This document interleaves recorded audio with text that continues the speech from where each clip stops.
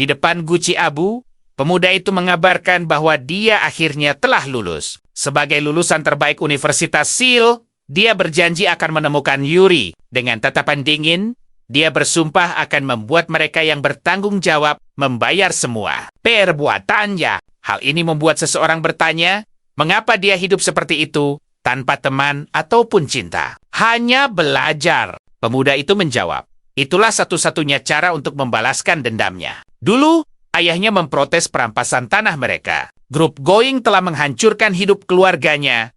Karena itulah, dia menginginkan kekuasaan. Untungnya di Korea Selatan, ada kelompok yang lebih berkuasa dari mereka. Dan kelompok itu adalah para politisi. Meski tahu jalan menjadi politisi tidaklah mudah, dia sama sekali tak peduli dengan tantangannya. Pikirannya hanya tertuju pada orang tua dan saudaranya yang hilang. Saat dia pergi untuk berpamitan, sesuatu yang aneh terjadi. Kelopak bunga merah mulai melayang di hadapannya, seolah mencoba menyampaikan sesuatu. Dan malam itulah, dia mengalami mimpi yang sangat aneh.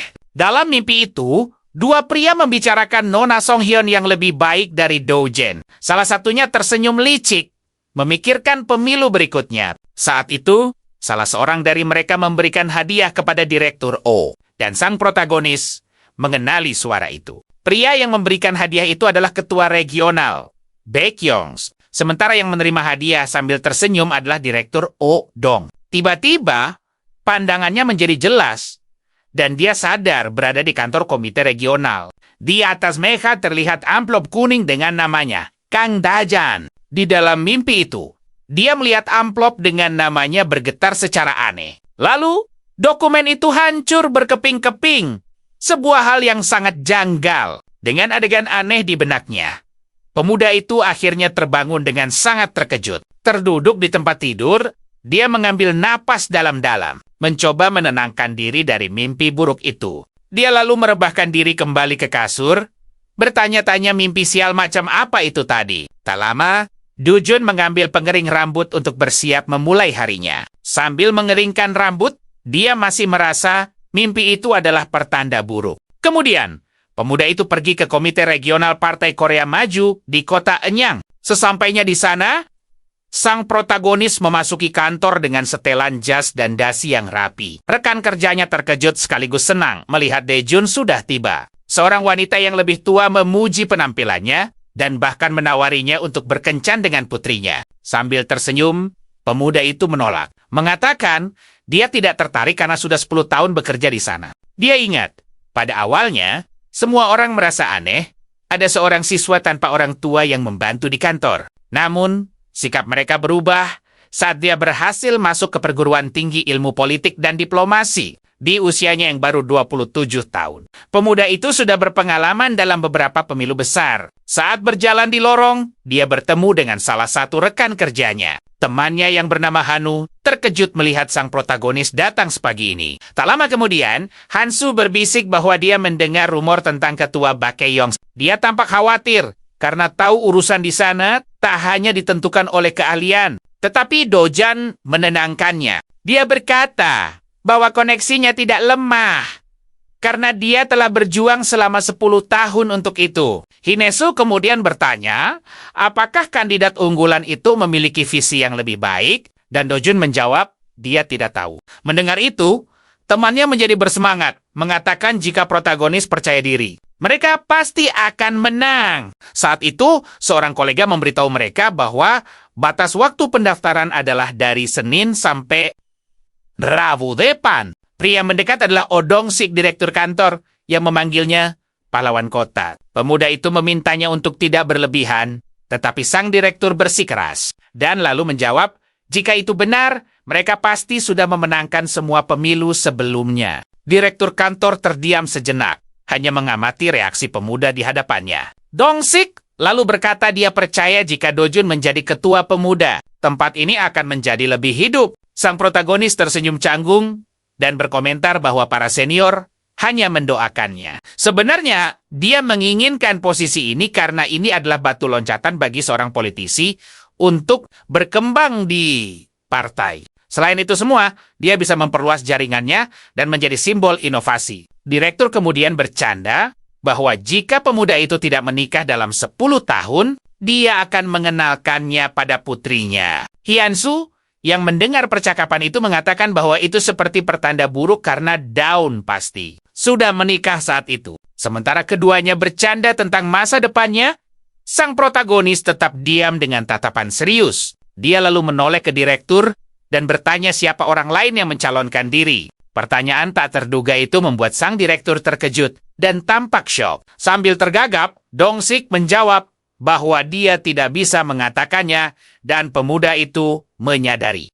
Kegugupannya, John merenung bahwa dia punya banyak koneksi dan belum mendengar desas-desus apapun tentang kandidat lain. Reaksi aneh sang direktur membuat pemuda itu berpikir, mungkin mimpi buruknya bukan sekadar bunga tidur. Malamnya, suasana berpindah ke stasiun subway yang sepi. Di bar, Hinesu menggebrak meja dengan gelas birnya dan berjanji akan membantunya menang. Sang protagonis berterima kasih, tapi temannya menyadari raut khawatir yang aneh di wajahnya. Dujun menyesap minumannya, menjelaskan bahwa kekhawatirannya bukan soal orang, tapi soal situasi. Hansa lalu bertanya apakah ia takut lawannya akan bermain curang. Dengan tatapan penuh tekad, pemuda itu membenarkan bahwa itulah yang ia takutkan. Temannya tidak mengerti bagaimana mereka bisa menang, sementara dia mengendalikan para pejabat partai. Pemuda itu menjelaskan bahwa penampilan luar tidak bisa dipercaya, karena orang-orang terus berbohong. Dia lalu bertanya, apa temannya sungguh berpikir mereka melakukan ini untuk kebaikan kota? Pemuda itu mulai menyebutkan kepentingan semua orang, seperti lahan parkir dan fasilitas kesehatan. Oleh karena itu, jika ada orang lain yang menawarkan keuntungan lebih, mereka tak punya alasan untuk mendukungnya. Rekannya terkejut, tapi Dojan menjelaskan bahwa karena 10 tahun inilah ia dikenal. Hyunsu berkata, andai itu dirinya, ia lebih baik menjadi ajudan politisi terkenal daripada bekerja sekeras itu. Sang protagonis tersenyum sinis dan bertanya, apa menurutnya nominasi bisa didapat semudah itu? Ia menjelaskan butuh sekitar 7 tahun menjadi ajudan. Dan baginya, itu waktu yang terlalu lama. Temannya menghitung, dalam 7 tahun usianya akan masuk awal 30-an dan Dujun membenarkannya. Tiba-tiba Hanu sadar dan mulai memahami rencana besar temannya. Dujun menegaskan,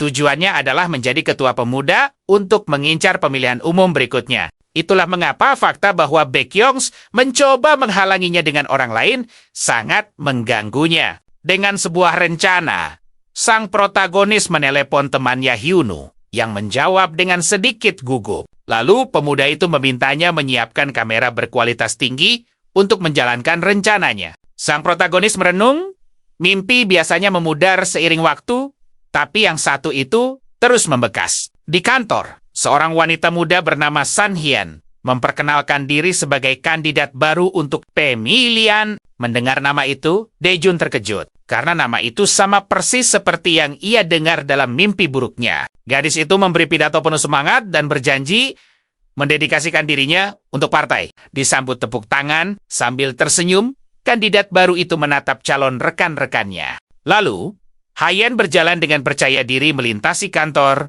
menarik perhatian semua orang di sana. Dia mendekati sang protagonis dan bertanya, apakah dia adalah Kang Dojan. Kemudian wanita muda itu mengulurkan tangannya, mengajak mereka bersaing secara adil dan menerima hasilnya. Pemuda itu terdiam sejenak, hanya mengamati rival barunya. Dengan sebuah jabat tangan, ia menyetujui usulan gadis itu untuk sebuah kompetisi yang bersih. Setelah itu, sang kandidat pamit kepada semua orang dan meninggalkan kantor komite. Hinesu berbisik bahwa penampilan sangat penting dalam politik dan gadis itu sangat cantik. Dujun mengamati salah satu pria yang bertepuk tangan lalu menyuruh semua orang kembali bekerja. Pemuda itu memperhatikan bahwa pria yang tadi mendukungnya kini tampak bingung dan bimbang. Temannya menawarkan untuk memeriksa daftar anggota partai. Namun, sang protagonis menolaknya. Ia menjelaskan bahwa mereka tidak boleh menimbulkan kecurigaan dan harus bertindak seolah-olah hanya berhati-hati. Sambil mengangguk, Hanu memahami rencananya dan setuju mengikuti perintahnya. Dujan membayangkan Hayen pergi menemui ketua BK dan penasaran dari mana gadis itu berasal. Di ruangan lain, Seorang pria yang lebih tua berkomentar pada gadis itu bahwa dia tumbuh dengan sangat baik. Sambil duduk di sofa, wanita muda itu menjawab bahwa sudah sekitar 5 tahun sejak terakhir kali mereka bertemu. Sambil menyesap kopi, pria itu bertanya tentang pertemuan tadi. Dengan senyum di wajahnya, dia bertanya, apakah gadis itu merasa mampu mengalahkannya? Hyun lalu menjawab bahwa Tuan Kang Dojen sepertinya bukan lawan yang mudah dikalahkan. Bak Kyung-uk setuju dan berkata tidak mudah bagi siapapun untuk menjatuhkannya di kota Anyang. Wanita muda itu tampak khawatir. Tetapi ketua dewan berkata, dia tidak bisa membiarkan putri temannya gagal. Dia meyakinkannya untuk tidak cemas dan hanya mencoba yang terbaik. Dengan tatapan serius, pria tua itu berkata, jika dia terus berusaha, pada akhirnya dia akan menang. Lebih jauh lagi, ia berjanji akan membantu dari balik layar agar para anggota partai menyukainya. Senang dengan dukungan itu, wajah gadis itu memerah saat berjanji akan melakukan yang terbaik dalam persaingan. Dujun berpikir mimpi itu adalah satu masalah. Tetapi fakta semua orang tahu, dia mendaftar adalah masalah lain. Bahkan jika ketua dewan menghilangkan dokumennya dan membungkamnya, itu bukanlah akhir segalanya. Di sebuah auditorium, seorang pria di atas panggung meminta tepuk tangan untuk panitia acara. Sang protagonis dan yang lain bertepuk tangan saat ia teringat bahwa debat itu sudah dikonfirmasi sebulan lalu. Karena itu adalah proyek lama dan isu kota saat ini, dia tidak merasakan keanehan apapun waktu itu. Seseorang lalu berteriak bahwa hari ini adalah hari penting. Jadi, semua harus bergerak cepat. Seorang rekan bertanya pada direktur, siapa yang bertanggung jawab atas pusat konvensi seni hari ini? Seorang pemuda dari Komite Regional Gangzogo mengangkat tangan mengaku bertanggung jawab. Tak lama, pria lain dari Komite Gangdonggu memperkenalkan diri untuk membantu semuanya. Sang direktur mengingatkan, 100 orang akan datang untuk berdebat. Jadi semua harus waspada. Jika semua terjadi seperti dalam mimpi, dia harus memberi selamat pada Direktur Odongsik. Ini adalah acara berskala besar yang berlangsung selama 3 hari masa pendaftaran kandidat. Dia yakin jika mimpi itu menjadi nyata, para petugas akan pergi dan dokumennya juga akan lenyap. Pemuda itu bingung. Rencana apa yang memakai kekuatan orang lain untuk menjatuhkannya? Saat itu, Hansu bertanya soal dokumen, dan Dojun siap menyerahkannya. Sambil memegang amplop kuning, firasat buruk menghampirinya. Seakan mimpi itu menjadi nyata. Sang protagonis pun menuju meja pendaftaran untuk kandidat ketua pemuda. Di sana, seorang pria menyapanya dan bertanya apakah dia datang untuk mendaftar pemilihan. Petugas itu memperkenalkan diri dari Komite Regional Gangdonggo. Dujun juga memperkenalkan diri, lalu menanyakan peran pria itu di sana. Dia menjawab, hanya anggota Komite Pemuda dan Ketua Bake dulu bekerja di Gangdonggo. Baik menjadi wakil ketua selama 7 tahun, tetapi kalah dalam pemilihan dan seolah diasingkan ke Nyang. Setelah memeriksa berkasnya, pemuda dari komite itu memasukkan semuanya ke dalam amplop kuning. Dojun lalu berterima kasih dan dengan cerdik meminta tanda terima sebagai bukti pendaftaran. Petugas itu tampak gugup dan bilang tidak tahu soal tanda terima. Sang protagonis melihat kegugupannya, tapi pria itu berjanji akan memberikannya pada sore hari. Sebelum pergi, Dojun diam-diam meninggalkan ponselnya yang sedang merekam di atas meja. Dia lalu berbalik dan mulai berjalan menjauh dari meja pendaftaran dengan tatapan curiga. Dari kekawan pemuda itu mengawasi area tersebut dengan tatapan serius dan penuh tekad. Di sisi lain, terlihat San Hyun tiba di kantor dan menyapa semua orang dengan senyuman. Seseorang mengawasinya dari jauh, berpikir gadis itu agak menyebalkan. Rekannya menegurnya, dia akui Hyun cantik, tapi pandangan politik mereka berbeda. Dia menjelaskan ingin adanya dukungan negara untuk pekerjaan kaum muda. Dan sepertinya Hyun juga berpikir sama. Dengan gugup, pemuda itu bersikeras bahwa detailnya berbeda. Dan saat itu, debat publik pun dimulai. Di atas panggung, ketua Bake yang berpose di depan kamera dengan aura superior dan percaya diri. Para fotografer tak henti memotret karena debat politik juga merupakan sebuah tontonan besar. Sambil memegang mikrofon, pria itu mengatakan, ini adalah harapan lama bagi kota dan menarik banyak perhatian. Dia melanjutkan, semua usaha yang terkumpul di sini pada akhirnya akan membuahkan hasil nyata. Hye-in lalu mendekati Do-jun dan menanyakan pendapatnya. Pemuda itu berbalik, bertanya apa Hye-in ingin tahu soal pembangunan jalur kereta. Sambil tersenyum, gadis itu mengomentari sikap formalnya dan bertanya apa dia selalu seserius itu. Dia menjawab ya dan tidak. Dan Hye-in menyimpulkan Do-jun hanya formal pada orang yang tidak dekat. Gadis itu lalu menyarankan agar mereka bisa lebih akrab setelah pemilihan selesai. Do-jun menatapnya, bertanya apa maksudnya mereka akan berteman. Sambil tertawa, Hye-in membenarkan maksud dari perkataannya tadi. Sang protagonis berpikir itu akan sulit dan Hye-in heran karena Do-jun berteman dengan semua orang. Dengan senyum menantang, dia bertanya apa Do-jun akan menjauhinya hanya karena dia kalah. Pemuda itu lalu berkata serius bahwa sepertinya Hye-in tidak begitu paham cara kerja politik. Kandidat itu terkejut dengan ucapannya dan menatapnya. Tak mengerti apa maksudnya. Dia menjelaskan bahwa dalam politik, orang bisa menjadi teman sekaligus musuh kapan saja, tergantung situasi.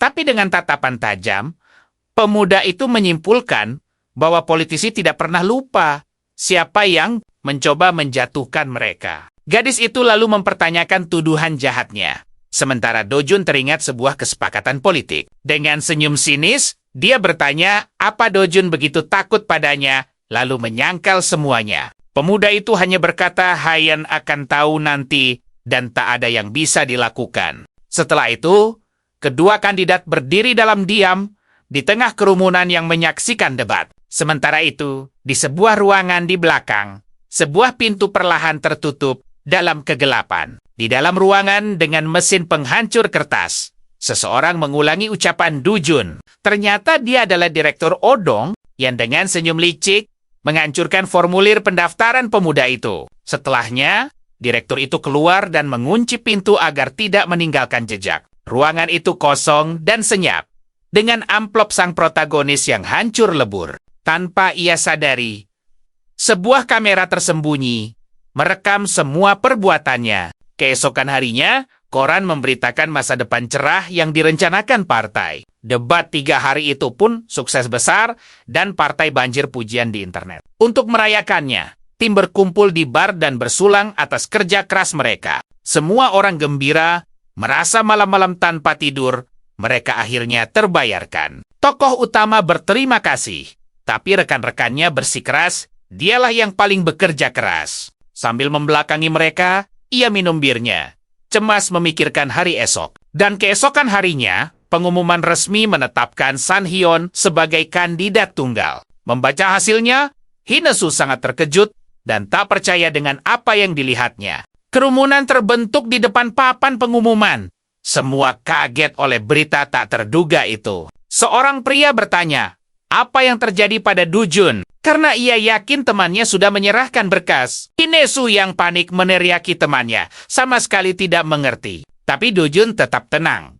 Dengan tatapan serius, ia menjawab sudah tahu semuanya. Salah satu atasan bertanya di mana dokumennya karena ia melihat amplop kuning itu. Pria itu menggebrak meja dengan sangat marah. Tidak habis pikir dengan situasi ini. Ia menyuruh semua tenang dan seorang staf menjelaskan mereka sudah mencari di mana-mana. Rekan wanita lain kesal dan berteriak melihat tokoh utama menyerahkan berkasnya beberapa hari lalu. Sang atasan hilang sabar dan balas berteriak kalau dokumennya memang lenyap begitu saja. Pemuda itu menduga mungkin tim eksternal tidak menyimpan berkasnya dengan benar. Si bos menyimpulkan, jika tak ada dokumen, berarti pemuda itu tidak pernah menyerahkannya. Henu geram dengan tuduhan itu, dan pria tadi bilang akan menelepon tim lain. Semua orang penuh harap saat ia menelepon distrik Gangdong. Namun tokoh utama hanya menatap dingin karena sudah tahu akhir cerita ini. Di telepon, ia bertanya pada Tuan Hinuk, apa dia ingat pendaftaran Kang Dajean. Pria di seberang menjawab sangat sibuk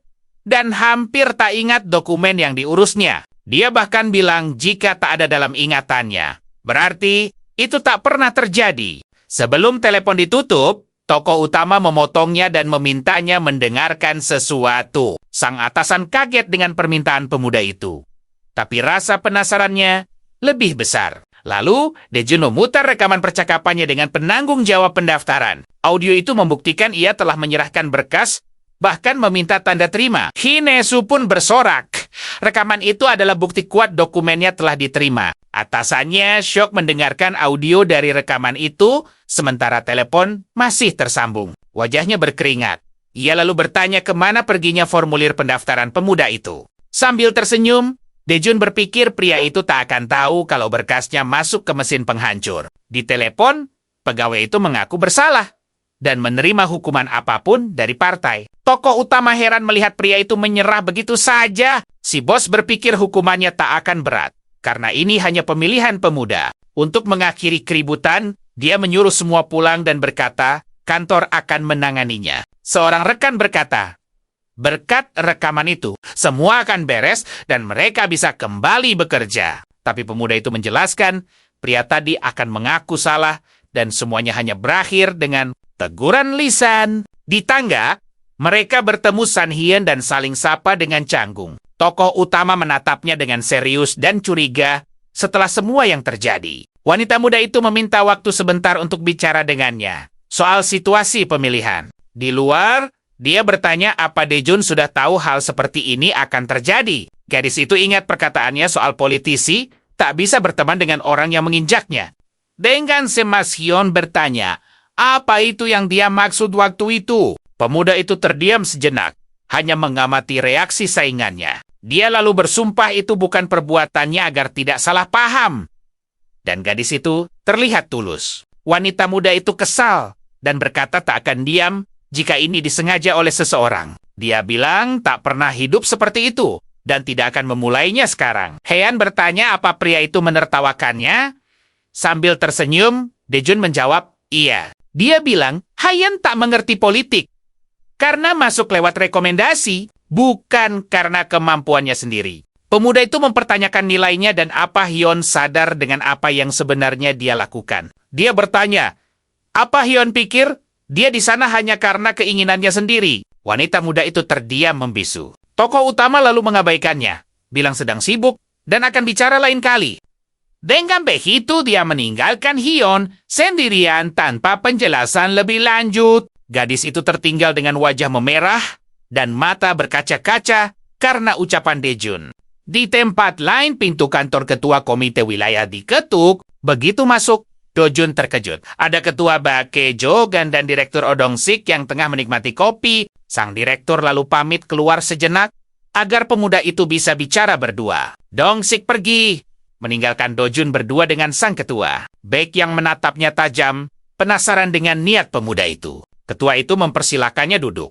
Berkata ia dengar perlakuan tak adil yang diterimanya. Dia mengingatkan, dalam politik, jangan sampai emosi menguasai diri. Sambil tersenyum, ia berpesan untuk selalu tahu diri. Tanpa basa-basi, Dojun langsung bertanya nasibnya kini. Ketua mengakui pendaftarannya, tapi tanpa berkas, situasinya jadi rumit. Jadi, ia menawarkan posisi ketua komite siswa sebagai gantinya. Pemuda itu terdiam, berpikir mereka ingin ia mengurus anak-anak ingusan. Baek berkata ini kesempatan agar namanya dikenal oleh para petinggi partai. Dojun lalu meletakkan ponselnya di meja, meminta ketua melihatnya. Seketika, Baek yang terperangah melihat rekaman mesin penghancur kertas. Dalam video, Direktur Odong-sik mengunci pintu, lalu kertas hancur keluar dari mesin. Sang ketua tergagap, tak tahu harus berkata apa. Dojun menegaskan, berkasnya sengaja dihancurkan. Ia pun menuntut sang direktur dilaporkan,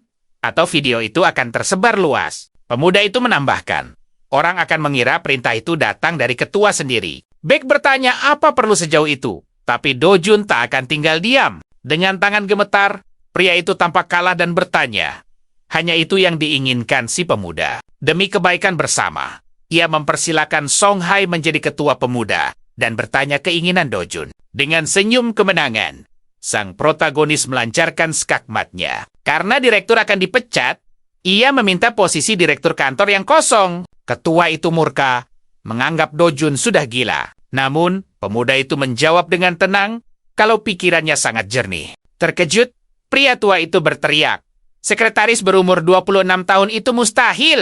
Dojun menjelaskan bahwa aturan partai memberi wewenang pada ketua untuk menunjuk staf. Dia melanjutkan, tidak ada batasan usia dalam aturan itu. Jika ketua percaya, ia bisa memilih siapa saja. Mendengar itu, Beck yang tertawa terpaksa dengan sinis. Pria tua itu kemudian melirik sebuah asbak yang ada di atas meja. Dengan gerakan cepat dan marah, ia menyambar asbak itu. Tanpa ragu, ketua itu melemparnya tepat ke arah Dojun. Meski begitu, pria itu bersikeras posisi sekretaris eksekutif tidak akan ia berikan. Ia lebih baik ditampar daripada mendengar permintaan gila itu. Dojun berpikir, jika ia meminta mobil ketua, pasti akan diberikan tanpa masalah.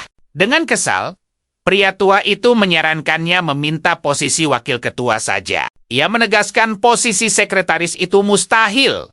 Lalu adegan beralih ke malam hari. Terungkap bahwa sekretaris eksekutiflah yang mengontrol dana komite. Tanpa dana, tidak akan ada proyek yang bisa berjalan. Tak bisa menggerakkan organisasi. Atau bahkan menjalankan pemilihan. Karena semua dana dan tenaga kerja diatur kantor eksekutif. Posisi itu dianggap lebih intim dari istri. Ketua tak bisa memberikannya pada sembarang orang. Dojun mengambil kembali ponselnya. Berkata akan menyebarkan video itu. Dengan panik pria itu berteriak jangan. Dan mencoba merebut ponselnya. Namun, Dojun menahan pergelangan tangannya. Dengan tegas, ia menyuruh pria itu untuk segera duduk. Kembali ke kursinya. Pria tua itu bertanya apa Dojun paham tugas pekerjaan ini. Pemuda itu mengonfirmasi, karena itulah kunci kemenangan pemilu berikutnya. Kalah telak, sang ketua menutupi wajahnya dengan tangan.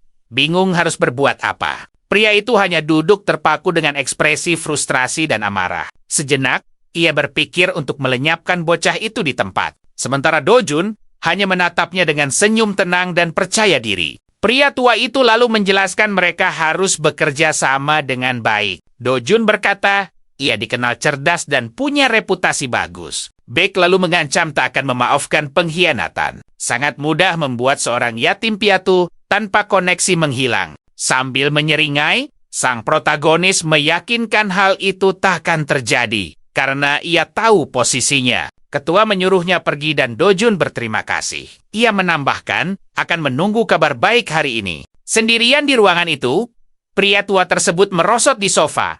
Tampak sangat lelah dan kalah. Tangannya gemetar hebat menahan amarah yang meluap. Dengan penuh emosi dia melempar asbak ke pintu dan mengumpat kasar. Matanya menatap tajam asbak yang hancur, menyalahkan pria bernama Song Juch-chan atas semua ini. Sambil menghela napas lelah, Bait menelepon direktur untuk segera kembali ke kantor. Odong Sik pun masuk kembali dengan wajah tegang. Cemas akan apa yang menantinya. Pandangannya langsung tertuju pada asbak yang pecah. Membuat suasana ruangan jadi semakin berat. Dengan ragu, direktur bertanya soal pertemuannya dengan Kang Dojen. Pimpinan bilang anak itu membawa video, membuat sang direktur tampak bingung.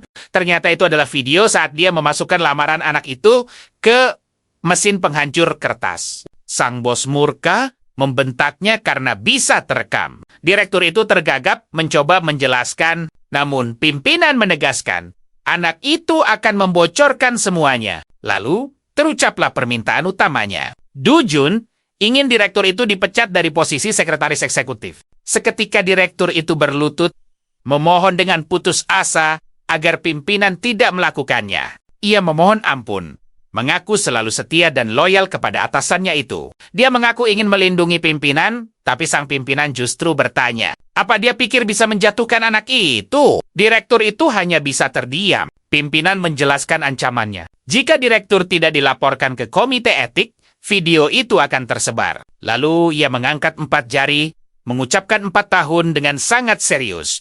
Sang direktur terperangah. Ia memohon agar tidak dibuang begitu saja, setelah mengabdi sekian lama. Sang pimpinan berubah pikiran. Ia mengangkat 2 jari dan menyuruhnya cuti selama tepat 2 tahun.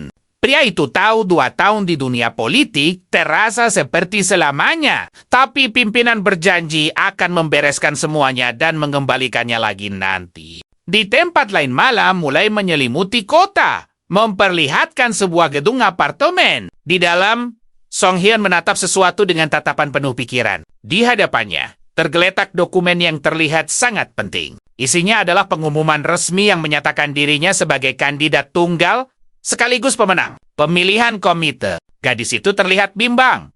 Merasa aneh dengan caranya terpilih menjadi ketua. Dengan perasaan campur aduk, ia duduk di sofa terlihat sedih dan kecewa. Hyun merasa laporan terhadap Odong-sik ke komite etik sangatlah janggal. Ia teringat berita bahwa Odong-sik sengaja menghancurkan dokumen. Dan curiga kalau semua itu hanyalah sebuah jebakan. Sambil memegang pengumuman itu, gadis itu menutupi wajahnya. Ia merasa frustrasi dan malu saat teringat ayahnya. Ia membayangkan ayahnya mungkin menyuap direktur atau membujuk pimpinan untuk membantunya menang. Namun gadis itu marah karena ia tidak pernah meminta bantuan semacam itu dari mereka. Tetap saja, ia merasa harus meminta maaf pada Do-jun atas apa yang terjadi. Gadis itu pun mengambil ponselnya untuk mencoba menghubunginya.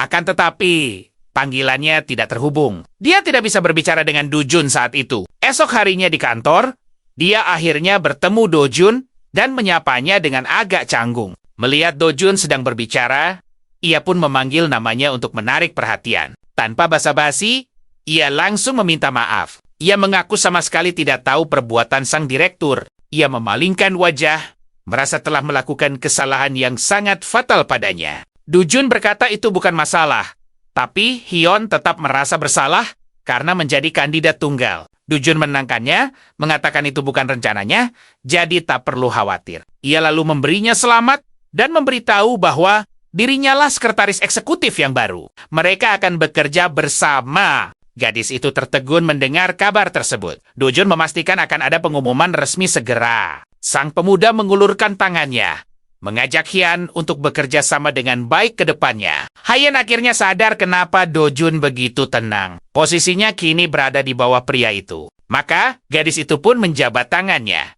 menerima tawaran untuk bekerja sama demi masa depan komite. Sambil tersenyum, ketua komite baru itu berkata, ia menantikan kerja sama mereka. Do-jun menatapnya dengan serius saat Hyun memanggilnya Tuan Sekretaris Eksekutif. Esok paginya, alarm berbunyi pukul 6 pagi. Do-jun mematikannya dan memulai harinya. Di rumah, pemuda itu bersiap untuk olahraga paginya. Setelah siap, ia berlari di taman, menikmati udara pagi yang sejuk. Sambil berlari, ia tampak tenggelam dalam pikirannya dengan ekspresi yang sangat fokus. Tiba-tiba, Hyun muncul di taman yang sama dan menyapanya selamat pagi dengan ceria. Do-jun terkejut dan bertanya kenapa Hyun sudah keluar sepagi ini. Gadis itu tersenyum dan berkata ingin belajar dari pria yang akan menjadi sekretaris jenderal. Ia juga menambahkan ingin mengikuti jejaknya, menunjukkan niatnya secara terang-terangan. Do-jun mengingatkan bahwa mengikutinya tidak akan mudah.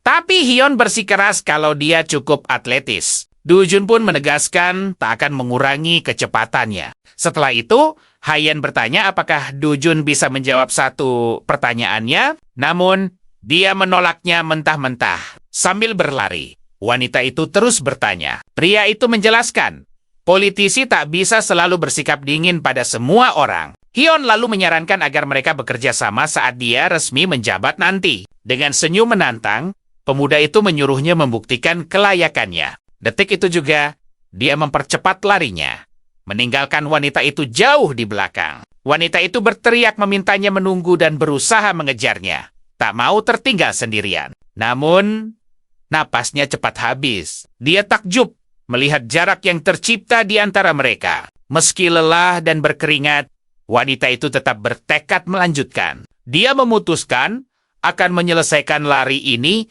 dengan kecepatannya sendiri. Beberapa jam kemudian, pengunduran diri Sekretaris Odong-sik diresmikan dalam rapat komite. Komite etik menganggap pemusnahan dokumen sebagai insiden serius. Ketua BAK mengumumkan komite menghormati keputusan itu, dan Dong-sik akan mundur sukarela. Meski nada bicara ketua terdengar tenang, suasana di dalam ruangan tetap sangat tegang. Salah satu rekannya menganggap ini balasan setimpal, karena semua orang sudah menduga hal ini akan terjadi. Sesaat setelah pengumuman, Dong-sik bergegas keluar ruangan. Sementara itu, Ketua Bake bersiap untuk pengumuman lainnya. Ketua kemudian menunjuk Do-jun sebagai pengganti untuk posisi Sekretaris Jenderal. Mendengar berita itu, semua orang di ruangan berdiri dan memberi selamat pada sekretaris baru atas pencapaian besarnya. Hyun merasa semua akan jadi sulit, karena pria itu jelas tak menyukainya. Dia menyesali lari paginya, badannya terasa sakit saat ketua mengumumkan jabatan baru. Do-jun membungkuk berterima kasih dan berjanji akan bertanggung jawab penuh atas peran barunya. Dengan senyum tipis, Pemuda itu menunjukkan kepercayaan dirinya saat melangkah ke posisi barunya, yang penuh kuasa. Hyun ikut bertepuk tangan. Namun raut wajahnya tampak cemas memikirkan apa yang akan terjadi. Selanjutnya, malamnya, adegan beralih ke sebuah restoran di Nyang. Pemiliknya menyambut Do Jun dengan antusias. Merasa terhormat bisa menjamu sang sekretaris jenderal. Do Jun memintanya untuk tidak berlebihan, namun pria itu bersikeras bahwa hierarki harus dihormati. Ternyata itu adalah Hansu yang memanggilnya Hyung. Sang protagonis pun memesan menu biasa untuk mereka. Temannya berkomentar suasana restoran terasa berbeda di hari istimewa ini. Hansu lalu mengambil botol dan menuangkan minuman untuk merayakan jabatan baru temannya. Setelah itu, sang pemilik restoran sendiri ikut minum segelas untuk merayakan kesuksesan tamunya. Kedua sahabat itu bersulang dengan gembira merayakan posisi baru sang protagonis di restoran itu. Hansu tertawa kecil, terlihat sangat senang atas kemenangan rekannya. Sang protagonis hanya tersenyum tipis, menikmati momen itu. Melihat itu, temannya bertanya bagaimana dia membuat kesepakatan dengan ketua dan mengungkap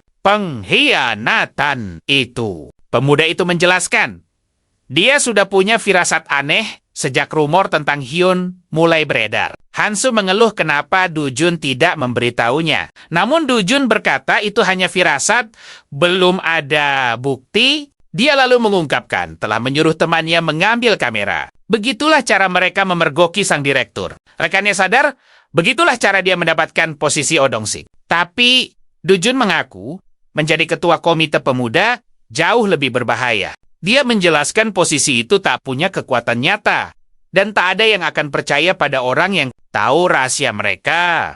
Temannya pun mengerti. Dia langsung mengincar posisi sekretaris agar bisa mengendalikan pergerakan ketua. Pemuda itu menambahkan, sang ketua membencinya karena tanpanya, dia tak bisa memakai uang atau menggerakkan anggota. Hansu menjadi cemas, lalu bertanya apa temannya tidak takut punya musuh yang begitu kuat. Namun Do Jun menjawab, jika dia takut, maka dari awal dia tidak akan pernah memulai semua ini. Rekannya terkejut mendengar itu. Do Jun berkata akan terus melakukan tugasnya. Ketua tak bisa memecatnya tanpa alasan. Jadi, dia takkan menyerang langsung. Do Jun menyimpulkan, langkah ketua selanjutnya sudah jelas. Dia pasti akan menggunakan semua koneksinya. Ketua Bake akan mencari orang kuat untuk menekannya, atau menunggu sampai dia membuat kesalahan. Hansu berjanji akan memeriksa semuanya agar Do Jun tak berbuat salah. Tapi Do Jun menjelaskan, ketua tidak akan menunggu, melainkan menciptakan kesalahan. Temannya terdiam, lalu bertanya apa yang harus mereka lakukan untuk melawan jebakan itu. Do Jun mengungkapkan, mulai besok, mereka akan membersihkan dan memperbarui seluruh daftar keanggotaan partai. Mereka akan mengelompokkan data berdasarkan minat dan pekerjaan, lalu mencatat semua detailnya. Selain itu, dengan tatapan penuh tekad, sekretaris baru akan menerbitkan laporan mingguan soal anggaran dan jadwal. Pemuda itu berkata, akan membagikannya kepada setiap anggota dan dewan kota. Temannya paham rencana itu akan mencegah ketua bertindak curang. Di tempat lain, Odong-sik membereskan kantornya dengan tatapan putus asa. Dia mengambil sebuah bingkai foto yang menunjukkan putrinya sedang tersenyum ke arah kamera. Terlintas sebuah kenangan, amplop hadiah untuk sang gadis berpindah tangan. Kembali ke masa kini, mantan direktur itu menghantam mejanya dengan murka. Amarah dan frustrasi menguasai dirinya. Dengan tangan gemetar, ia meremas kacamatanya sambil berbisik menyebut nama sang pimpinan. Selanjutnya, ia menyambar surat pengunduran diri yang tergeletak di mejanya. Dengan tatapan penuh dendam, ia berjanji ini belum berakhir. Adegan pun beralih ke gedung Ki regional di suatu pagi yang cerah. Jam dinding menandakan jam kerja telah tiba. Namun kantor masih lengang. Semua meja dan komputer pun masih mati. Do Jun menoleh dan menyapa sahabatnya, Hayenu, yang datang di hari pertama era yang baru. Rekannya menyerahkan data anggota yang sudah dirapikan, persis seperti yang ia minta. Hansu heran, bagaimana ia bisa sebugar itu setelah minum semalaman. Jun lantas berterima kasih atas bantuannya. Sang teman bilang, ia harus siap. Do Jun mengajak minum kopi untuk merencanakan laporan. Ia sadar, Baek dan Dong-sik hanya menunggunya membuat satu kesalahan. Itulah kenapa ia tahu, bertahan dan diam hanya akan memberi celah bagi musuh-musuhnya. Melihat datanya, sang sekretaris baru sadar Organisasinya berantakan dan penuh kontak tak aktif. Hinesu mengeluh, menyortir semua data berdasarkan jenis kelamin dan pekerjaan akan sangat merepotkan. Dujun akan memanggil anggota muda, jago Excel untuk lembur. Ia yakin mereka akan langsung datang. Karena database ini sangat penting untuk pemilu. Inti dari pemilu adalah organisasi. Siapapun yang mengendalikannya tak bisa diremehkan dalam politik. Dengan cara ini, mereka tak hanya mengontrol, tapi juga bisa membaca opini publik lokal. Terkesan dengan strateginya, Hayansu setuju dan bertanya format laporan komite yang baru. Dengan senyum cerdik, Dojun menjawab bahwa laporan mingguan adalah cara terbaik. Ia merinci isinya, dari ringkasan isu hingga anggaran. Laporan akan dibagikan ke 30 atau 40 tokoh kunci demi efisiensi maksimal. Temannya merangkum rencananya. Laporan dikirim lewat email tiap Senin dengan beberapa salinan cetak. Dojun menjelaskan awalnya Baek akan benci, tapi rapat akan bisa berjalan tanpa data itu. Saat semua orang membutuhkannya, tak ada yang bisa menyingkirkannya dengan mudah. Tiba-tiba, seorang rekan kerja datang dan menyapanya. Wanita itu tampak kaget melihat manajer kantor baru datang sepagi ini. Pria muda itu balas tersenyum, memintanya untuk tidak bersikap terlalu formal padanya. Wanita bernama Yui satu itu bilang, rasanya aneh tak menganggapnya junior lagi. Setelah promosinya, ia lalu bercanda kalau Dujun memang selalu rajin dan bertanya apa yang sedang dikerjakannya. Ia menjelaskan sedang memperbarui daftar anggota partai yang sudah usang. Sambil tersenyum, rekannya berkomentar ia sudah punya aura manajer baru. Dalam hatinya, ia berpikir, meski itu tugasnya, melakukannya di hari pertama sangatlah tak biasa. Ia membayangkan orang-orang bergosip, menebak berapa lama ia akan bertahan di posisi barunya. Wanita itu ragu. Apa yang anak sepertinya tahu tentang politik? Sekalipun ia pekerja keras. Sebuah kilas balik menunjukkan perjalanannya dari asisten biasa menjadi pria berjas. Yuhai satu lalu mengajak mereka minum kopi. Dan Dojun langsung setuju. Ia pikir ini kesempatan bagus untuk mendekati atasan barunya. Tapi sang sekretaris baru tersenyum penuh arti. Sepertinya, ia sudah tahu persis isi kepalanya. Adegan beralih ke rumah sakit Universitas Hanin yang megah. Di dalamnya, ada sayap VIP, area mewah untuk pasien penting. Duduk di kursi. Pimpinan Baek yang menunggu seseorang dengan wajah serius. Seorang pria masuk dan pimpinan menyapanya. Sudah lama sekali. Ia mempersilakan pria itu duduk dan bertanya soal Nona Song Hae-jin. Pria bernama Lee Tong itu tersenyum. Sebagai pamannya, ia tentu saja khawatir. Baek menjawab ia mengerti. Dan sudah bilang pada presiden, tak bisa mengurus semuanya sendiri. Pria tua itu bersyukur Dojun yang dapat pekerjaan itu. Karena Hae-jin bukan tandingannya. Ia berpikir, bahkan dengan dukungan yayasan, menjatuhkan anak itu adalah cerita yang berbeda. Taeyang berkata, Hae-jin baru memulai kariernya di sana. Padahal, ia ingin keponakannya jadi pengacara. Sang pimpinan setuju, berharap ia bisa jadi aset keluarga. Sang direktur lalu memintanya menjaga keponakannya, dan Baek tampak sedikit ragu. Saat itulah, paman gadis itu meletakkan amplop mewah di atas meja sebagai hadiah. Sang pimpinan melirik amplop itu, keringat muncul di dahinya, lalu bertanya apa isinya. Taeyang menjelaskan itu, keanggotaan anonim klub golf yang lunas. Pria tua itu sempat menolak, tapi langsung berubah pikiran dan menerimanya. Sang direktur lalu memintanya menganggap ini sebagai janji di antara dua pria berkuasa. Jika dia membantu Jin, yayasan akan mendukungnya menjadi anggota dewan atau wali kota. Dengan tawa terpaksa, sang ketua paham dan langsung menerima tawaran itu. Taung pun berpamitan, mengatakan takkan menyita waktu orang sibuk sepertinya. Pria itu lalu membungkuk hormat dan pergi, meninggalkan sang ketua sendirian dalam lamunannya. Sendirian, ketua menggerutu, menganggap direktur itu rubah tua licik. Sambil memegang ponsel, ia menyesal telah diperdaya dan kehilangan orang kepercayaannya. Tiba-tiba, keponakannya Hyun menelepon. Dan raut wajahnya tampak sedikit kesal. Pamannya bilang sudah tahu beritanya. Dan Hyun heran, kenapa ia tak terdengar kaget. Dia bilang baru saja bertemu ketua untuk menitipkannya. Sang paman lalu mengajaknya makan siang, bahkan menawarinya uang saku untuk membujuknya. Menurutnya, gadis itu cerdas seperti ibunya. Dia tak bisa membiarkannya dalam posisi lemah. Dengan ekspresi serius, ia penasaran. Orang macam apa yang bisa mengancam sang ketua? Di tempat lain, seorang pria bersarung tangan merah membersihkan akuarium. Ia sepertinya bekerja di pasar ikan, merawat para biota air. Seorang pria misterius mendekat dari belakang dengan senyum licik. Sambil membawa tas, ia menawarkan pekerjaan dengan cara yang sangat mencurigakan. Sementara itu di sebuah bar, sekelompok pria minum-minum sambil mengeluhkan sang tokoh utama. Salah satunya menggerutu, menganggapnya sombong, dan memperlakukannya dengan buruk.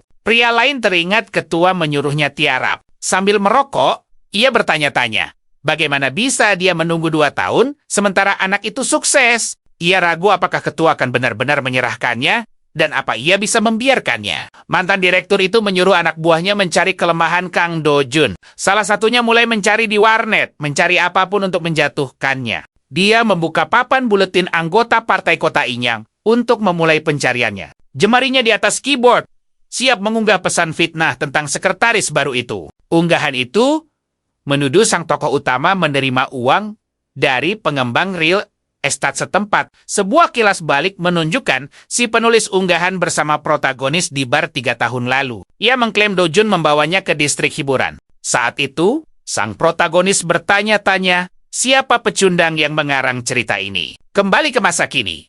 Sebuah tangan mencengkeram bahu pria itu. Tiba-tiba, Do-jun terbangun, terkejut oleh mimpi buruk yang aneh. Sambil memegang keningnya, ia bertanya-tanya, apakah itu mimpi atau sesuatu yang nyata? Terduduk, ia berpikir, karena mimpi terakhirnya jadi nyata, ia tak bisa mengabaikan ini. Ia menyesal tidak melihat wajah pria bertopi itu. Tapi ia tahu kampanye kotor itu akan datang. Ia sadar, karena tak ada bukti, mereka mengarang cerita korupsi. Meski terbukti salah, dicap munafik akan menghancurkan semua yang telah ia bangun. Sang protagonis menarik napas dalam. Menyadari ini adalah taktik keji dari musuhnya. Dia tak bisa cerita soal mimpinya, tapi bisa memakainya untuk membuat jebakan. Menatap jendela, pemuda itu memutuskan untuk memulai harinya lebih awal. Setibanya di kantor, temannya Hinesu menyapanya, berkomentar betapa cerahnya wajah Do-jun. Sambil tersenyum, pemuda itu bercanda kalau ia bersinar karena sudah berolahraga dan ke sauna. Do-jun mengajaknya meninjau data. Kemarin, rekannya tampak ragu dan ingin mengatakan sesuatu.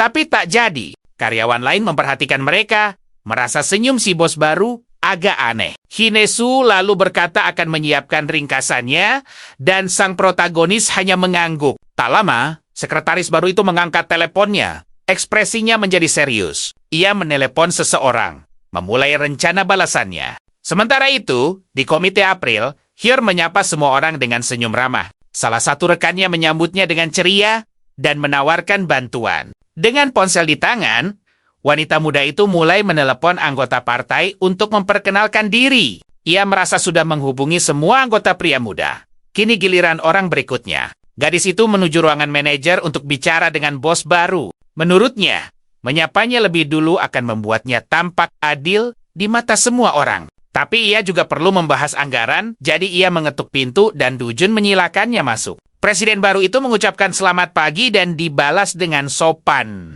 Do-jun berkata bisa mendengar sapaannya dari dalam ruangannya. Wanita muda itu menjadi sedikit gugup dan terdiam di hadapan sekretaris jenderal baru.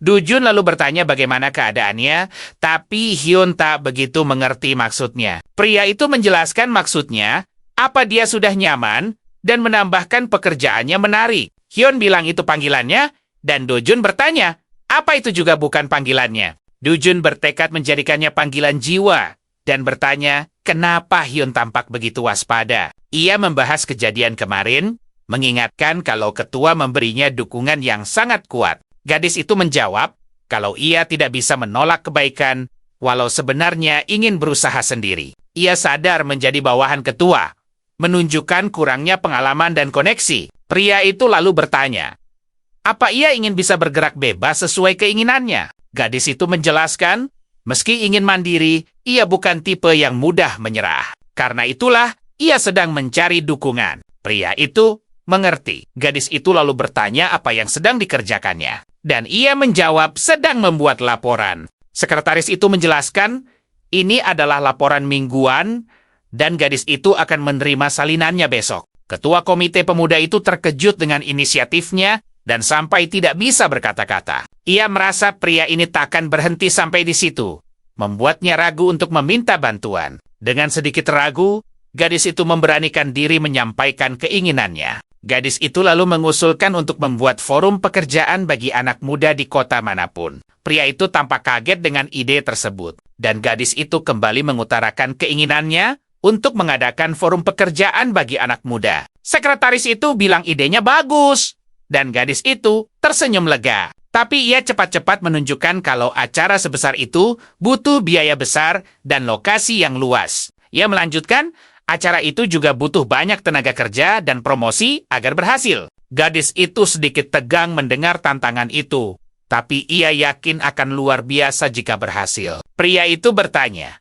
apa acara itu akan menguntungkan partai atau hanya buang-buang tenaga? Ia mengingatkan kalau forum semacam itu seringkali hanya jadi ajang pamer dan promosi diri. Ketua komite pemuda itu menunduk dan pelan-pelan mengakui kalau ia menyadari hal itu. Ia mengatakan kalau menghabiskan banyak uang untuk mempromosikannya sekarang, tidak akan banyak membantu partai. Gadis itu bangkit untuk pergi, menyesal telah membahasnya, dan mengatai dirinya bodoh. Tapi sekretaris itu menghentikannya, menyarankan cara lain daripada menyerah begitu saja. Gadis itu berhenti di dekat pintu, menatap pria itu kembali, penasaran dengan usul barunya. Pria itu mengatakan tujuannya adalah menarik perhatian anggota dan warga di Ayang. Dengan senyum percaya diri, ia bilang punya kampanye yang bisa dipimpin oleh gadis itu. Dia menyarankan sebuah kampanye untuk menutup bisnis-bisnis berbahaya yang ada di dekat sekolah. Gadis itu bertanya, apa dia harus memimpinnya? Dan pria itu mengiyakan dengan dukungan penuh. Dia menjanjikan puluhan sukarelawan dari partai, dan gadis itu terkesima dengan jumlahnya. Ketua komite itu membayangkan dirinya dikelilingi pendukung untuk kampanye politik barunya. Ia lalu membungkuk dalam-dalam. Berterima kasih atas kesempatan luar biasa itu. Dengan penuh tekad, ia menyatakan mengerti rencananya dan akan segera memulai persiapan kampanye. Saat gadis itu pergi, Hunu melihat dari ambang pintu, benar-benar bingung dengan apa yang baru saja terjadi. Temannya masuk ke kantor dan bertanya pada sang protagonis ada apa sebenarnya. Sekretaris itu menjelaskan idenya terlalu mahal dan bertanya kenapa gadis itu pergi dengan gembira. Ia memberitahu temannya bahwa ia menyarankan gadis itu untuk memimpin kampanye melawan fasilitas bermasalah di dekat sekolah. Dujun lalu bertanya apa temannya lupa siapa orang di belakang ketua Baek.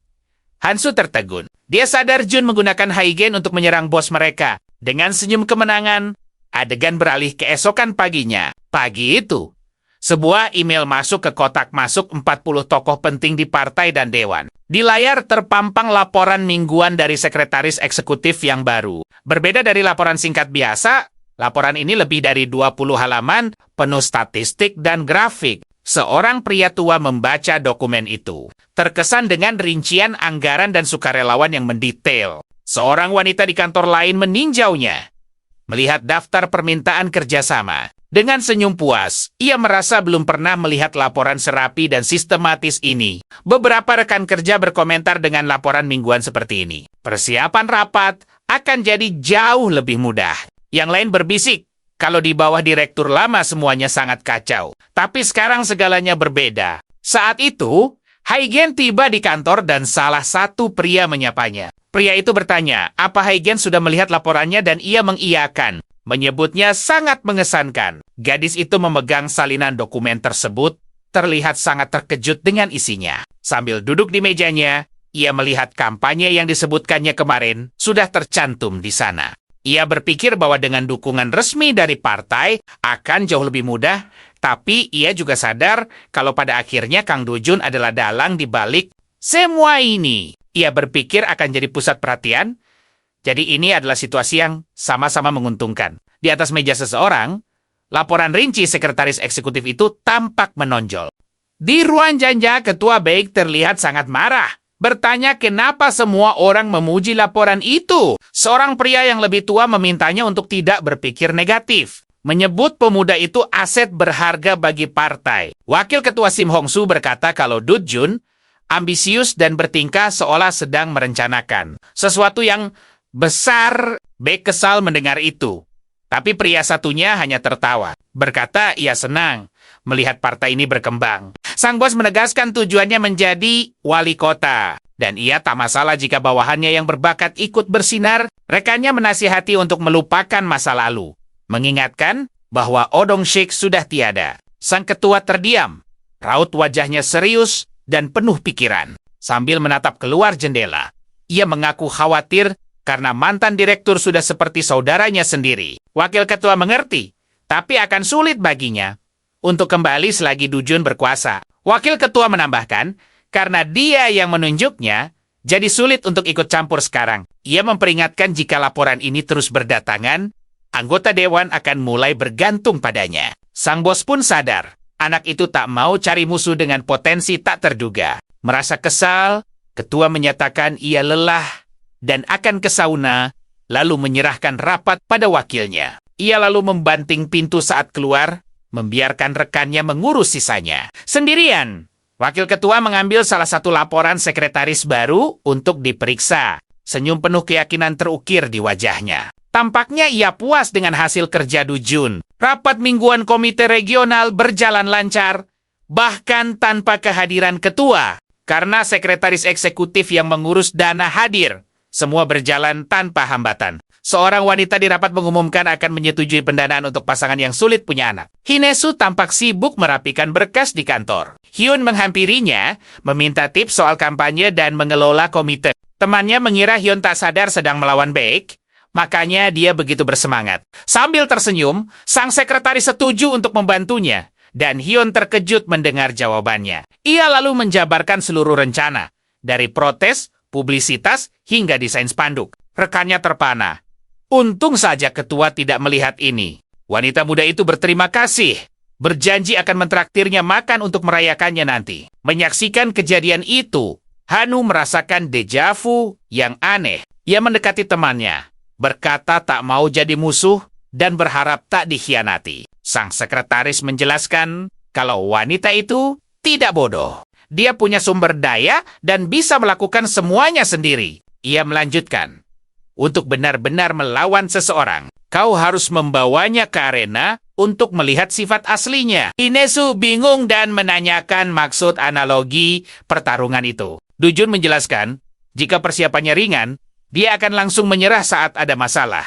Tapi jika persiapannya matang, karakter aslinya akan terlihat saat berjuang. Temannya sadar, Du Jun ingin menguji mental politik wanita itu. Dia ingin tahu apakah dia tipe yang mudah mundur atau tipe yang terus melawan meski sudah terpukul. Ini juga akan mengungkap keseriusan yayasan padanya dan bagaimana pandangan Baek terhadapnya. Hyun bertanya apa yang akan ia lakukan setelah tahu sifat aslinya. Dengan senyum misterius, sang protagonis hanya berkata, ia akan tahu orang seperti apa dia. Ia lalu mengalihkan pembicaraan, bertanya kenapa anak muda sangat menyukai MBTI. Pemuda itu melanjutkan, orang bertukar informasi untuk memahami siapa yang mereka hadapi. Hinesu paham. Dia perlu tahu tipe politiknya untuk bisa menanganinya. Sang protagonis berkata, mereka hanya perlu menunggu reaksinya saat ketua Baek marah besar. Keesokan harinya, sang bos menyerbu kantor sambil meneriakkan nama Song Hae-jin. Pagi itu ia habiskan untuk mencarinya. Tapi tak seorang pun di kantor yang tahu di mana dia. Du Jun berpikir, berkeliling hanya akan menimbulkan salah paham. Dia tahu akan terseret jika Hyun bilang itu idenya, jadi dia memutuskan menunggu di ruangannya. Sambil duduk di mejanya, setidaknya ia bisa menyelesaikan beberapa pekerjaan dengan tenang. Tiba-tiba, pintu ruangannya terbuka lebar, dan temannya masuk dengan tergesa-gesa. Hinesu berteriak panik kalau mereka dalam masalah besar. Tapi sang sekretaris tampak tenang. Rekannya menjelaskan, ada postingan tentang dia dan gadis panti asuhan di papan buletin. Hinesu kaget, bertanya bagaimana temannya tahu akan dituduh macam-macam dengannya. Sang protagonis hanya menyuruhnya untuk tidak khawatir. Dengan senyum yakin, ia berkata mantan direktur pasti sedang mengintai di suatu tempat. Postingan di papan buletin itu diawali dengan betapa beratnya bagi si penulis untuk mengungkapkannya. Dikatakan bahwa ia tak bisa lagi diam dengan perasaan bersalah yang terus menghantuinya. Salah satu rekan kerja membaca bahwa dia dulu sering mengunjungi panti asuhan saat masih di komite. Mahasiswa, Postingan itu menuduhnya datang ke sana untuk melakukan hal tak pantas dengan para siswi. Wanita itu ngeri dengan tuduhan itu dan tak percaya dia melakukannya. Sang sekretaris menjelaskan, karena ada tanggal dan lokasi, orang akan cenderung percaya. Para staf di kantor mulai bergosip, meragukan karakter atasan baru mereka. Tepat saat itu, Wakil Ketua Sim Hong Su masuk dan bertanya apakah semua sudah melihat postingan itu. Di ruangan Ketua Beck, pria itu duduk dengan ekspresi serius dan fokus. Senyum licik terukir di bibirnya. Ia tampak menikmati kekacauan ini. Hyun Su menghampiri temannya, curiga ini ulah odong ke-6. Namun, Do Jun dengan tenang mengungkap, dia sudah memasang umpan dan mereka termakan rencananya. Hyun Su bertanya, apa Do Jun sudah punya nama yang mungkin mengunggahnya atas suruhan mantan direktur? Dengan mata terpejam, sang protagonis menyebut satu nama dengan nada serius, Kim Ah-young Jong. Do Jun teringat, orang itu dikeluarkan dari komite karena pernah menyerang seorang gadis bernama Suyen. Hyun Su terkejut mengingatnya. Bertanya-tanya, mungkinkah dia pelakunya? Do Jun lalu menyuruhnya membawa anggota untuk memeriksa rekaman CCTV dari warnet sekitar. Hyun Su yakin, orang-orang di komite siswa yang mengenalnya tak akan percaya tuduhan itu. Tapi Do Jun menjelaskan, seiring waktu dan tekanan, semua orang perlahan akan mempercayai kebohongan itu. Dia pun bersiap pergi, berkata mereka tak bisa menggunjingnya jika dia ada di hadapan mereka. Do Jun berpesan, bilang saja dia pergi mencari kebenaran. Hyun Su yang termenung sendiri bertanya-tanya, apa temannya itu tak pernah bisa marah? Di luar ruangan, seorang rekan kerja menunggunya, memanggilnya dengan jabatan barunya. Wanita itu menuntut penjelasan soal unggahan itu. Do Jun menatapnya tajam, lalu bertanya dingin, apa kau sungguh percaya aku pelakunya? Rekan kerjanya itu terdiam, lalu menundukkan kepala karena malu. Sebuah foto hitam putih memperlihatkan pria mencengkeram lengan gadis. Dengan gugup rekannya itu berkata, dia tidak bisa memastikannya. Do Jun hanya menyuruhnya fokus pada pekerjaannya. Begitu pula dirinya. Ia lalu berbalik pergi, meninggalkan wanita itu terpaku di lorong. Di tempat lain, sang protagonis menerima telepon, membenarkan identitasnya. Sambil memegang ponsel, ia berkata dugaannya benar. Dan ia mengandalkan orang itu. Ponselnya lalu ia lempar ke dashboard mobil, seolah menantikan sesuatu. Sambil berbaring di kursi belakang, pemuda itu berencana akan segera menghubungi seseorang bernama BM. Memejamkan mata, ia berpikir untuk tidur sejenak selagi menunggu. Di lokasi berbeda, Kim Ha-young yang ditelepon bosnya, yang memuji kerjanya. Kim terdengar khawatir, merasa mereka seharusnya memeriksa ulang semuanya. Sang bos menyahut, tak ada yang perlu dicek. Bocah itu memang mengunjungi panti asuhan. Katanya mereka hanya menambahkan sedikit bumbu pada cerita dan tak ada yang bisa membantahnya. Dengan geram, sang bos berteriak, bertanya bagaimana mungkin bocah itu bisa menyangkalnya. Anak buahnya paham dan berjanji akan menemuinya saat audit nasional. Setelah telepon ditutup, mantan direktur itu duduk terdiam dengan wajah kelam. Sore harinya, rapat darurat diadakan untuk membahas unggahan tersebut. Di ruang rapat, seorang pria menggebrak meja, berteriak agar masalah ini segera dilaporkan. Ketua menenangkan, meminta mereka berhati-hati dengan tuduhan serius ini. Tapi pria lain mengingatkan, saat wawancara ketua pernah bilang,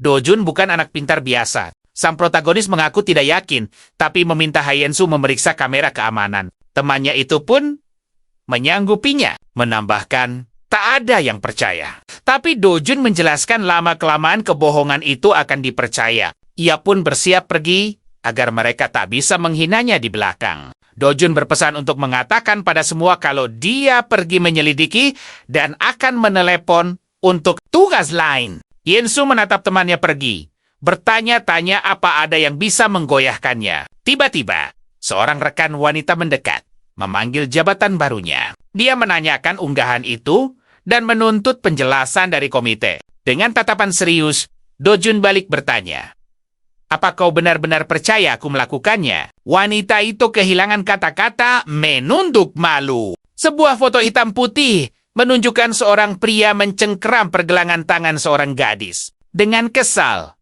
rekannya itu berkata tak bisa memastikan tuduhan itu benar atau salah. Do Jun lalu menyuruhnya fokus saja pada urusannya. Begitu pula dirinya. Ia berbalik dan pergi. meninggalkan wanita itu mematung di sana. Di tempat lain, pemuda itu menelepon seseorang, memastikan lawan bicaranya adalah orang yang dia duga. Dia bilang sangat mengandalkan bantuannya, memulai rencananya. Di sebuah apartemen, ponsel sang protagonis tergeletak di atas bantal sofa. Pemuda itu berbaring, berujar akan segera menghubungi seseorang bernama Bamsus. Sambil memejamkan mata, ia memutuskan tidur sejenak untuk lari dari kekacauan. Di sebuah kafe, seorang pria mengangkat telepon dan disuruh untuk tiarap sementara. Penelepon itu berkata, tak ada yang perlu diperiksa karena kunjungannya ke panti asuhan adalah fakta. Dia melanjutkan, mereka hanya memoles cerita dan tak ada yang bisa membantah. Sang mantan direktur berteriak, bagaimana mungkin bocah itu bisa menyangkal klaim mereka? Pria di seberang telepon setuju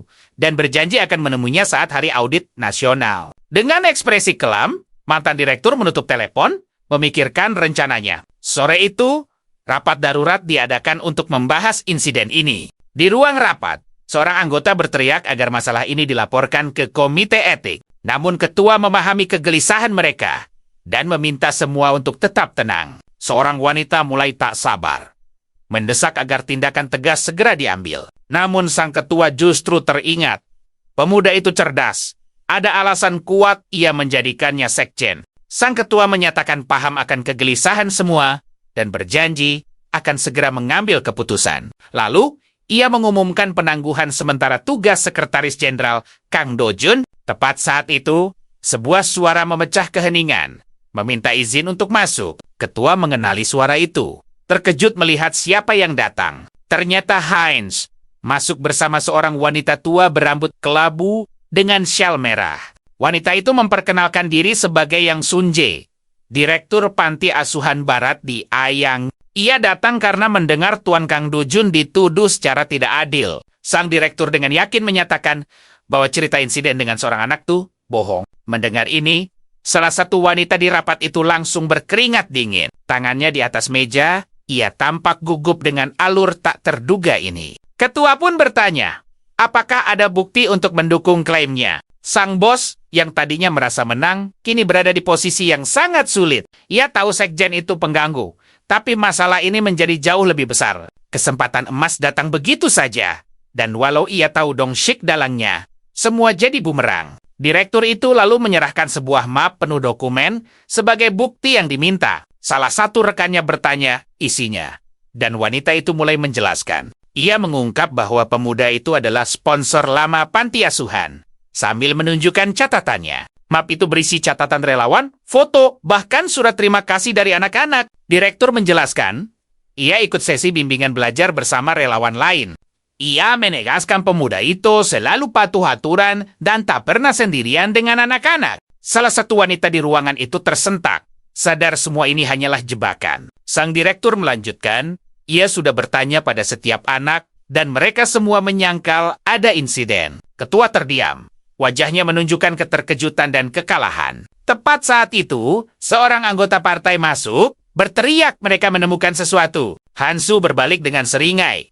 Antusias bertanya apakah mereka berhasil menangkapnya. Pria itu mengiyakan. Target ada di warnet seperti dugaan sang sekjen. Mereka memeriksa CCTV dan melihatnya login saat unggahan itu dibuat. Dalam sebuah kilas balik, kita lihat pria dari pasar ikan itu mengaku tak tahu apa-apa. Ia pura-pura tegar, tapi wajahnya pucat saat nama Oh Dong-shik disebut. Anggota partai melaporkan pria itu kabur, dan mereka sudah lapor polisi. Hayansu berpikir, ia tahu ada alasan mengapa dirinya menghindari sorotan. Sang protagonis tersenyum, tahu rasa bersalah mereka akan menjadi senjatanya. Di rapat, ketua mengumumkan sekjen Kang Do-jun terbukti tidak bersalah. Ia mengungkap anggota partai Kim Hyang-dong ditangkap dan mengaku bertindak atas perintah. Wakil ketua mendekati pemuda itu, memanggilnya sekjen Kang Do-jun. Ia minta maaf karena tidak banyak membantu selama masa sulit itu. Tapi sang protagonis bilang ia lega anak-anak panti asuhan jadi dapat perhatian positif.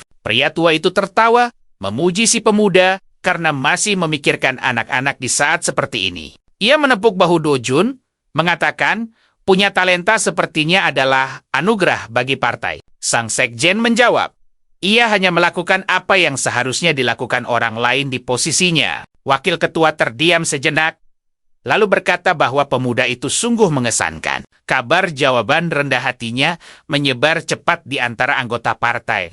Di tempat lain, mantan Direktur Oh Dong-sik menelepon, memohon bantuan. Ia menelepon Ketua Beck, memohon jalan keluar dari kekacauan ini. Tapi sang bos menyuruhnya jangan menelepon lagi. Menyatakan hubungan mereka sudah berakhir. Mantan direktur itu menelepon orang lain, mengaku ia ragu meninggalkannya. Karena itu ia bertindak, ia mengklaim setia sampai akhir.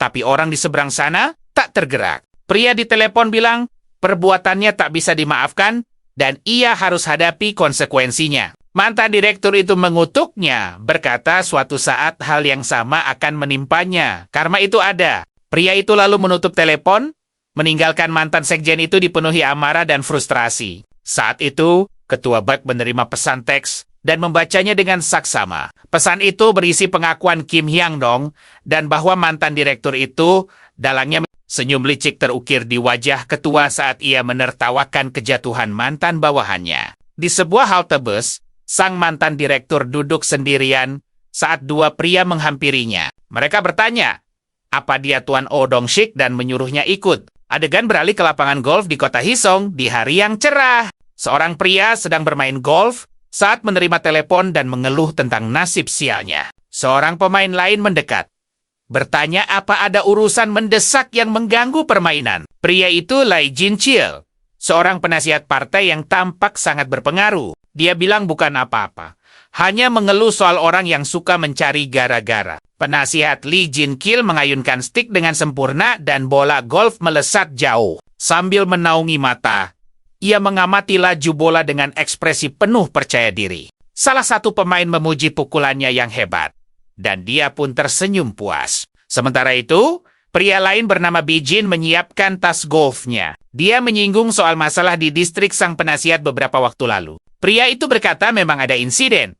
Tapi berkat itu mereka menemukan seorang pemuda berbakat. Dia berjanji akan mengenalkan anak itu pada sang penasihat. Tapi pria itu tampak tak tertarik. Lai Jin-kil bergumam, bertanya-tanya, apa ini ulah si pembuat onar Oh Dong-sik lagi? Tiba-tiba, telepon dari ketua Kim Ju-chan masuk dan dia menjawab dengan bingung. Sang ketua berteriak, bertanya kenapa Beck bisa melakukan ini setelah semua yang mereka usahakan. Dia sangat marah soal kampanye penutupan bisnis kotor, berkata itu akan menghancurkan mereka.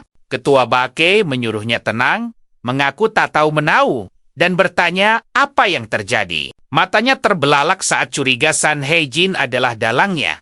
Dan amarahnya pun meledak. Sambil menahan geram, dia berjanji akan menyelidikinya, tapi Kim tak mau tahu. Dia bilang spanduk ada di mana-mana dan jika ini tidak dibereskan, mereka akan tamat. Sambil memegang ponselnya, Beck tampak panik, tak tahu harus berbuat apa. Bae Jin-woo mendekat dengan senyum sinis, menanyakan apa ada masalah. Sang ketua meminta maaf, berkata ada urusan mendadak dan harus pergi. Dia pamit dan berjanji akan bermain lagi di lain waktu untuk menebusnya. Kedua pria itu melihatnya pergi. Dan Bai berkomentar kalau sang ketua sering berbuat salah. Sang penasehat setuju, tapi fakta dia jadi ketua membuktikan adanya pendukung kuat di belakangnya. Dia lalu menegur Bai agar menjaga ucapan, jangan menjelekkan atasan di depan orang lain. Sambil tersenyum, Bai mengaku tidak begitu menyukai sang ketua, yang membuat penasihat penasaran. Sang penasihat bertanya, kenapa dia tidak menyukai Beck sambil menatapnya tajam. Bai menjelaskan, dia tak suka orang dengan banyak kelemahan, karena itu menyulitkan bawahan. Dia lalu mengaku tebakannya soal sang penasihat hanya firasat saja. Sambil tersenyum, sang penasihat mengalihkan pembicaraan, mengajak pria itu melanjutkan permainan mereka. Keduanya kembali ke lapangan golf untuk menyelesaikan pertandingan. Sementara itu, di bagian kota lain, terlihat 5 tempat hiburan malam di dekat sebuah sekolah. Para pemuda berunjuk rasa di jalan, membawa spanduk menentang tempat-tempat itu. Seorang demonstran berkata, jalanan penuh dengan pamflet tak senonoh yang menjijikan. Sambil memegang mikrofon, Hyun bertanya apa yang akan dipikirkan anak-anak saat melihat pamflet itu. Dikelilingi pendukung dan pers, dia berteriak, fasilitas berbahaya ini harus disingkirkan. Tiba-tiba, seorang anggota partai memanggilnya ibu ketua. Dia berkata, Ketua Bake ingin menemuinya di kantor segera untuk urusan penting. Di kantornya, sang ketua menggebrak meja dengan marah, menuntut penjelasan atas perbuatannya. Dengan murka, dia bertanya, siapa yang mengizinkan kampanye ini? Wanita muda itu menjawab sudah memasukkannya ke agenda rapat.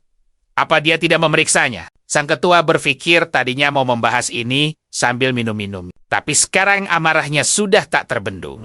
Dia lalu membentaknya untuk menghentikan kampanye itu dan tidak mengulangi hal seperti ini lagi. Gadis itu terkejut dengan reaksinya, berpikir seharusnya dia keberatan dari awal. Dengan tangan di belakang punggung dia bilang tidak bisa. Karena sudah ada janji wawancara dengan wartawan. Dia meminta alasan, tapi sang ketua hanya berteriak tidak ya tidak. Dengan tatapan mengancam, dia mengingatkan bahwa dialah yang memberinya posisi itu dan lebih baik. Dia tidak lupa. Sang ketua wanita itu membeku.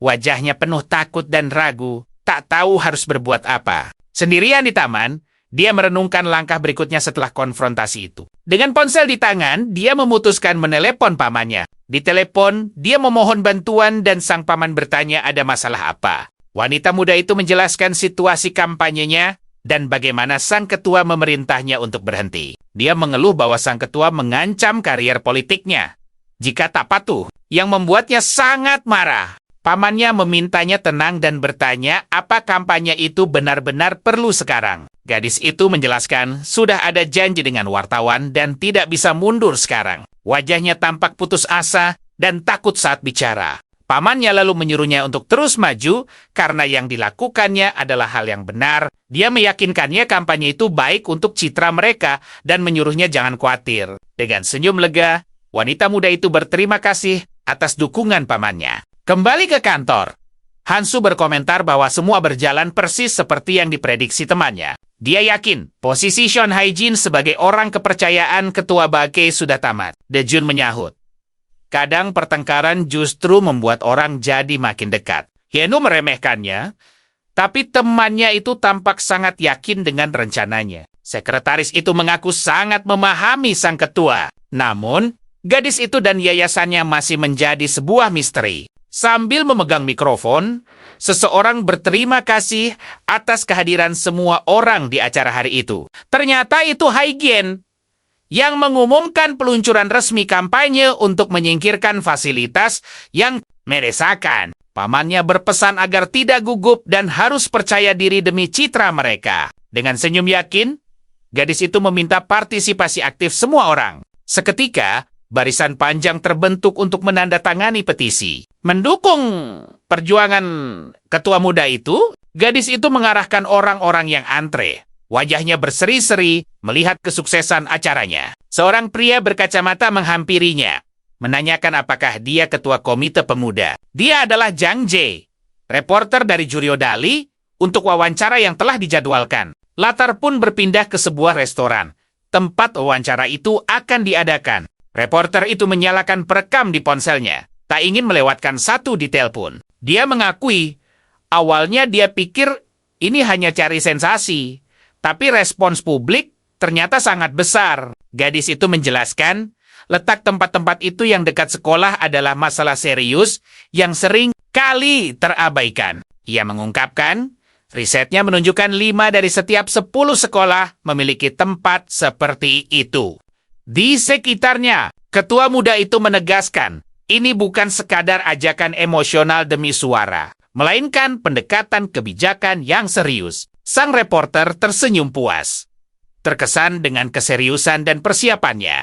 Dia lalu bertanya, perubahan seperti apa yang ingin dicapai melalui kampanye ini? Gadis itu menjawab, tujuannya adalah melarang tempat-tempat itu dalam jarak 200 meter dari sekolah. Sang reporter memuji caranya yang sistematis, lalu bertanya apa kampanye ini diatur oleh Baek. Gadis itu terdiam sejenak, memikirkan cara menjawab pertanyaan sulit itu. Akhirnya ia menjawab, kampanye ini ia jalankan sendiri, meski tetap didukung oleh partai. Wartawan itu kembali bertanya, apakah ada pertentangan di dalam partai? Wajah gadis itu tampak sedikit tegang. Sambil tersenyum paksa, gadis itu menyangkalnya. Ia mengaku mendapat dukungan penuh tanpa batasan dari partai. Sang reporter berterima kasih atas waktunya dan mengatakan artikelnya akan terbit di koran esok hari. Ketua Komite Pemuda itu tersenyum puas dengan jalannya wawancara. Keduanya lalu berjabat tangan dan berpisah secara profesional. Di kantornya, Ketua BEK terlihat gusar. Wakilnya bertanya, kenapa tidak ia hentikan saja kampanye itu? Atasannya itu menjelaskan, ini semua karena yayasan medis Chang yang ada di belakang kampanye tersebut. Dia bingung harus bagaimana dan tak bisa membiarkan sekretarisnya tahu soal urusan bisnisnya yang tersembunyi. Sang wakil menyarankan, daripada menghentikan kampanye, lebih baik partai menunjukkan dukungan. Sang ketua merasa mereka harus melihat situasi dulu sebelum bergerak. Wakil ketua menawarkan diri untuk bertemu Kim Ju-chan atas nama atasannya untuk menyelesaikan masalah. Ketua Bake berpikir, jika wakilnya mau mengotori tangannya sendiri, kenapa harus ia tolak? Dia bilang pada wakilnya kalau dia berutang budi dan menerima tawarannya. Dengan senyum puas, wakil ketua itu hanya menatap atasannya dengan penuh percaya diri. Pria tua itu lalu bertanya, apa sang sekretaris pikir? Dia tidak tahu apa yang sedang terjadi. Karakter utama kita bertanya, kenapa dia berasumsi? Tujuannya adalah untuk menyudutkan sang ketua. Sang wakil menjelaskan, andai direktur lama masih ada, kampanye ini pasti sudah dibereskan. Dengan senyum sinis, pemuda itu bertanya, jadi maksudmu, aku yang menyuruh gadis itu? Wakilnya menjawab, pemula sepertinya takkan bisa menggalang protes sebesar ini sendirian. Sang sekretaris hanya diam, tak membenarkan maupun menyangkal tuduhan pria itu. Dengan senyum misterius, dia hanya menatap sang wakil ketua dengan ekspresi yang sangat tenang. Pria tua itu berkata, tak ingin bakat sepertinya terbuang untuk pertikaian kecil. Sambil tersenyum, pemuda itu menjawab, ini bukan sia-sia. Sang wakil tidak mengerti maksudnya. Sekretaris itu lalu mengungkap rencananya untuk memenangkan pemilu lokal berikutnya. Apapun caranya, dia berkata dia berbeda dari yang lain. Dia tidak memberi janji kosong, dia pasti akan menang, titik. Karakter utama kita menjelaskan menghabiskan energi itu sama seperti melatih otot dan meningkatkan stamina. Dia melanjutkan, terkadang kita harus membersihkan yang buruk untuk memberi tempat pada yang baik. Pemuda itu berkata, jika wakil ketua peduli pada partai dan pimpinan, dia harus percaya padanya. Sambil menunjuk peta, dia menjelaskan cara lama takkan membuat mereka menang. Sang wakil bertanya, jadi kau mau kita menyingkirkan ketua BK dari jabatannya? Sekretaris itu membantahnya. Dia akan melakukan yang terbaik untuk mendukung siapapun yang bisa mengalahkan partai saingan. Dengan tatapan mantap, dia menegaskan, tidak peduli siapa orangnya, dia akan berada di belakangnya. Model wakil ketua terperangah, keringat dingin membasahi pelipisnya. Namun dengan senyum, ia berjanji akan membantu partai meraih kemenangan. Sang sekretaris menanggapinya. Dunia politik memang penuh kejutan. Adegan pun beralih ke jalanan sepi di malam hari. Di bawah sorot lampu yang temaram, langkah sang protagonis terhenti di sebuah gang, merasakan hawa tak biasa. Ia menoleh dan mendapati sebuah mobil hitam mencurigakan terparkir tanpa menyalakan lampu. Sebuah suara dari dalam mobil memanggil namanya, lalu mengajaknya untuk bicara sebentar. Pria itu memperkenalkan diri sebagai Li Xiong, paman dari ketua komite pemuda. Ia mengaku hanya ingin bicara, bukan untuk urusan tersembunyi. Li Xiong lalu menawarinya makan atau minum sambil mengobrol. Sang protagonis hanya menatapnya dalam diam, dengan sorot mata yang serius dan penuh kewaspadaan. Pria muda itu mendekati pintu mobil. Namun, alih-alih masuk, ia berkata, jika ingin bicara, datanglah secara resmi ke kantor komite. Dengan senyum yang sinis, sang sekretaris menyindirnya karena terlalu banyak menonton film. Paman itu terlihat sedikit kesal, namun tetap menjaga sikapnya. Salah satu anak buahnya membukakan pintu, seolah sudah menduga keputusannya. Sang sekretaris pun masuk dan duduk di kursi belakang. Mobil itu melaju, meninggalkan seorang pria yang menatap kepergian mereka dari kejauhan. Dengan senyum miring, sang protagonis bergumam dalam hati, ini seperti sebuah lamaran tanpa sewa sinsin.